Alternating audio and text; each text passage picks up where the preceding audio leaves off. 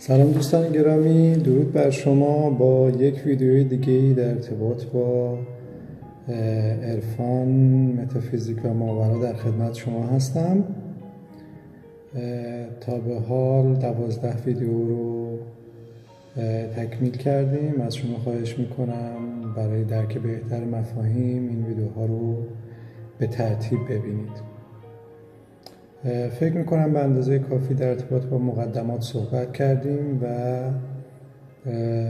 وقت اون رسیده که به سراغ اصل مطلب بریم. همونطور که قبلا صحبت کردم، در جهان فیزیکی ما اونچه که در رنج محسوسات ما هست، ما مبتنی بر فرضیات ابتدایی، قوانین و ساختارهایی رو کشف میکنیم. در این مبحث ما هم به همین صورت هست، یعنی ابتدا باید فرضیاتی مطرح بشن و بعد در قالب اون فرضیات ما بتونیم اون اصولی رو که میخوایم جستجو بکنیم، پیدا بکنیم، کشف بکنیم که برای ما ساختار منطقی رو داشته باشن. و قبلا هم در ویدیوهای قبلی صحبت کردیم و گفتیم که تقریباً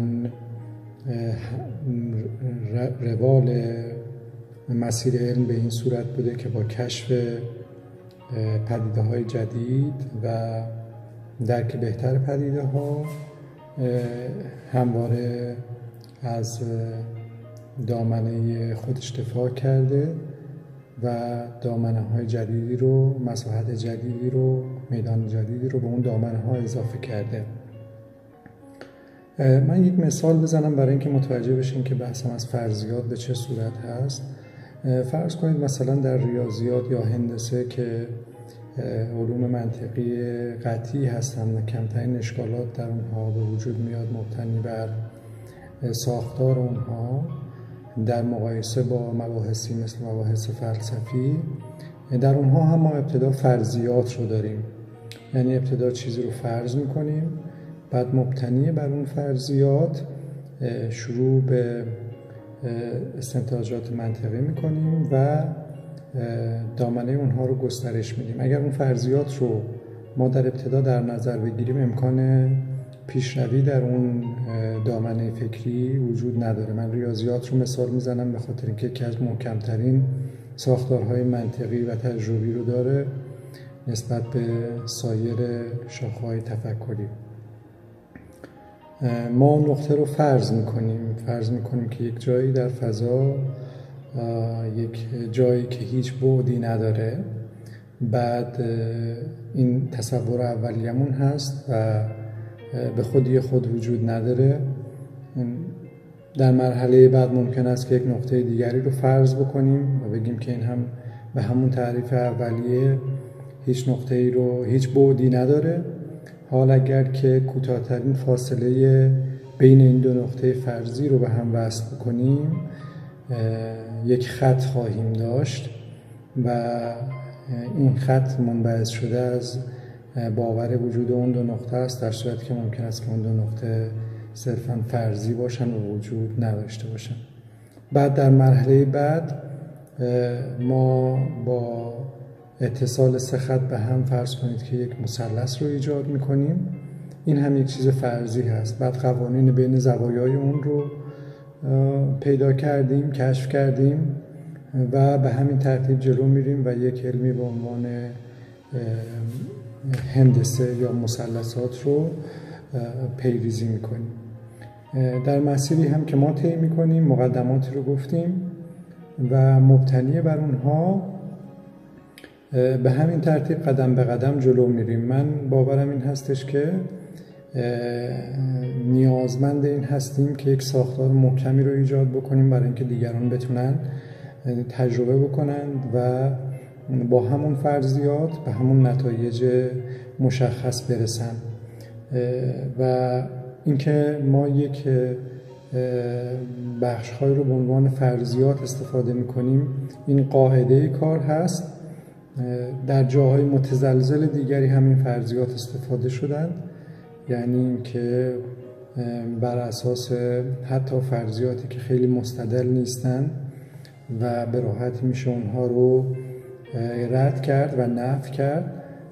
بشر آمده است و اطلاعات بسیار بسیار پیچیده رو از درون اونها بیرون کشیده و بر سر اونها حتی می جنگه و به نحوی شاید حتی خونریزی میکنه بابت اون فرضیات ابتدایی که از دل اونها قوانین رو استخراج کرده. بسیاری از ادیان ما به این گونه هستند، یعنی اینکه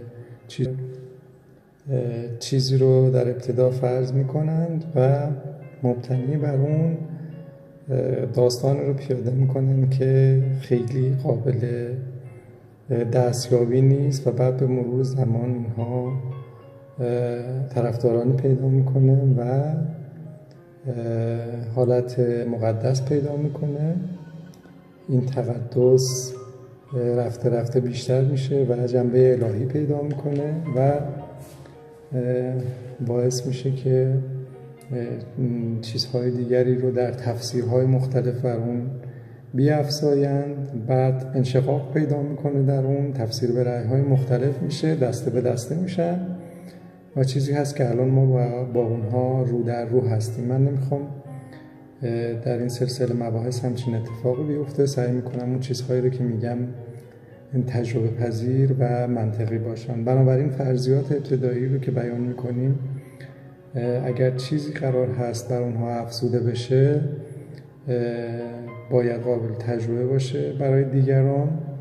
این که من یک سری مهملاتی رو بیان میکنم و بعد بر اونها پافشاری بکنم نه قابل استناد خواهند بود و نه ارزش حتی شنیدن. من دیدگاه همین هستش که مسائل معنوی و باورهای ماورایی باید به صورتی باشند که قابل استفاده برای همه باشند. اگر این چنین نباشه به هر حال یک رخنه و عللی در اونها هست که قابلیت همه‌گیری ندارند و رد هستند و قابل پیگیری و وقت گذاشتن، ارزش وقت گذاشتن رو ندارند. با این تفسیر و با این تعبیل و با این برداشت در ویدیوهای بعدی ما به سر اصل مطلب خواهیم رفت با همون فرض اولیه‌ای که در ابتدا ایجاد کردیم. یعنی گفتیم که ما فرض میکنیم که دو خط موازی وجود دارند و در میان این دو خط موازی یک نوسانی وجود داره. این فرض شبیه همون هست که ما فرض کنیم در یک جایی، یک محلی چیزی وجود داره که هیچ بعدی نداره و همون نقطه ابتدایی هست. من توضیح دادم در ارتباط با اون که این محور مختصات فکری ما خواهد بود و همه مسائل رو سعی می‌کنیم بر اون بیان کنیم. من تجربیات شخصیم رو به اون صورتی که برای من اتفاق افتاده قدم به قدم بیان می‌کنم و امیدوارم که از ویدیوهای بعدی که کار رو شروع می‌کنیم آرام آرام شما با اون چه که من تجربه کردم همراه بشید و حتی فرصت این رو داشته باشید که اونها رو تجربه کنید. اگرچه سخت است اما شدنی است و این تجربه شخصی آرام آرام به شما این باور رو بده که حقیقت پیرامونی ما بسیار فراتر از اون چیزی هست که ادراک حسی ما درک میکنند و ای بسا تأسف که ما محدود شدیم به درک و باور اون چیزی که یک سویه به ما میرسیده و فرصت این رو نداشتیم که تجربیات جدیدی رو داشته باشیم. البته شاید نباید هم تأسف خورد به خاطر اینکه چیز دیگری رو نشنیدیم و همواره از افراد پیرامون خودمون، از محیط پیرامون خودمون همینها رو شنیدیم. امیدوارم که این فرصت تجربه باشه برای همه کسانی که به این موضوع علاقه‌مندن و همچنین کسانی که تجربیات مشابهی داشتن بتونن با این صحبت‌هایی که بیان میشه اون تجربیات خودشون رو تکمیل کنن و حداقل به این باور برسن که اونها تنها نیستن نسبت به ادراکاتی که داشتن و این قوت قلبی بشه برای اینکه بتونن مسیرشون رو ادامه بدن و این تجربیات جدید رو گسترش بدن و حتی اونها رو با دیگران به اشتراک بگذارن. در ویدیوی بعدی کار اصلی ما شروع میشه و ما مبتنی بر همون دو خط موازی و یک نوسانگر در اون میان مسائل رو پی خواهیم کرد.